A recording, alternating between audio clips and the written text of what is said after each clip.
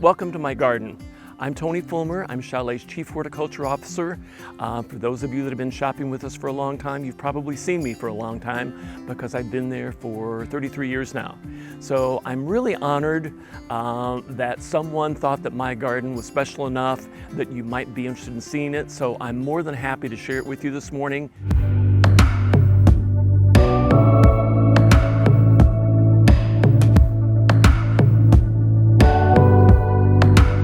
Now this is heading into the Delta. I think I mentioned I have a creek that runs through the property. I like to trial things and see what's going to work so that I can tell our customers what's worked for me and what hasn't worked for me. And this whole line is not where the water ends. When we have heavy rains and it floods and the water jumps the creek bank, the water can be 2 to 3 feet out here in the lawn. So over the years, believe me, I've tried lots and lots of things. So I have this amazing kind of umbrella-like dwarf river birch that casts shade and loves the water, never complains about the water. But I had so many things that couldn't do the standing water multiple times a year. And so I finally decided to do these sedges. I'm doing sedges and wildflowers that will tolerate kind of bog conditions. And finally, something that works. There aren't a lot of what we consider traditional perennials, and this is hardy hibiscus, and this loves the wet. So this is one perennial that you can put in that looks a little bit more controlled, and in another couple of weeks I'm gonna have these big, blousy, 8 to 10 inch wide flowers that are, rival the size of a dinner plate dahlia. So this is the start of probably my longest border, and it's very mixed. The thing that I want to point out is that I have a lot of conifers in here, a lot of dwarf evergreens, and this is a really long stretch to look at in the winter when everything is cut down and there's no interest. So I'm trying to build in these little kind of stepping stones of a conifer here, moving through so it takes your eye all the way through. These are cultivated hibiscus. That hibiscus I showed you in the Delta is a native. This is a hybrid that will also have the big, large 8 to 10 inch dinner plate flowers, and that if we were to come back in a couple, maybe 2 weeks, those would be blooming all over the top of the plant. And I love this color on this, and I like the way that this echoes this little dwarf concolor fir. So I've got next year, that azalea is probably coming out, and this gets enough sun that I want to have a lot of different prairie plants here.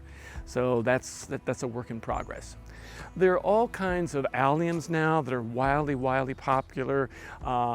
Millennium is one of them. This is a new variety that's just coming on. This is my 3rd year with this one, and this one is called Windy City, and it's a little bit finer textured, and the color is a little bit darker on. I really like this one. This is one of my favorite ferns, and I wish we could find someone that produces it. This is called a log fern, and I just think the texture of this is amazing.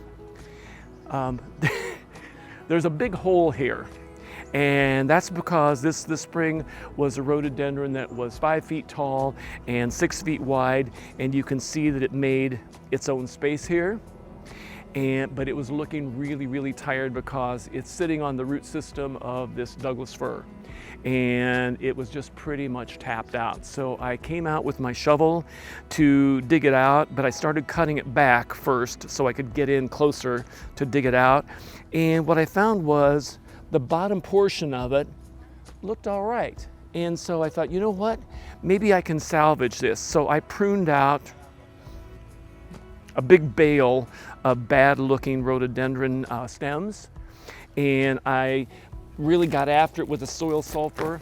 And for those of you that are doing rhododendrons or blueberries, and you're doing, or you're trying to turn your pink hydrangeas blue, this is the long-lasting solution. So this should go in the planting hole, and this should also be top dressed multiple times a year.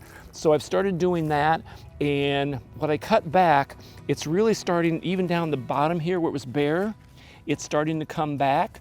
So rather than lose the whole thing, I will have in 2 or 3 years, it'll grow back, and I'll have hopefully a nice looking rhododendron again. Every garden has something to teach, whether it's a new plant, whether it's a planting combination, or whether it's something you learned that you shouldn't do. Gardening is not about perfection as much as I would like for it to be. It's evolving, it changes every year. I really appreciate you taking the time and allowing me to share my garden with you today. Hope you enjoyed it.